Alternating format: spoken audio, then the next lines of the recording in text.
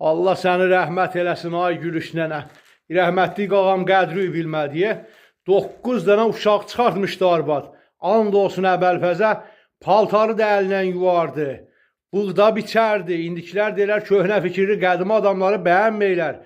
Arvad mıqq eləməydi. Bax 2 dənə belənçiyi aldım, zay elədilər paltarı yuvan. İndi Samsung alıblar. Nəm 900 manatdır, neçəyədir bilmirəm ondan. Ey rəhmətli nənəm paltar yuvan nə idi? Qardaş başına dönüm sənin. Arvad 9 dənə uşağı yer beyer eləydi. Ondan sonra canım sənə desin paltarı yuyaydı. O köhnə adamlar bilər, mənim sözümə haqq verərlər. Oraqla buğda biçəydi. Hələ gecə də qağam deyilə belə kişi deyir, 70-75 yaşı var idi. Deyir ki, nəs palşqoy bezbəni elə. Hələ arvad o cürluqla kişiyə qayıtməzdi. Qayının görəndə ağzında şalı olardı. Urfişin atası deyildi, rəhmətli qağam özü deyildi. Şunə nəsə, adın deməzdi, bin bərəkət var idi.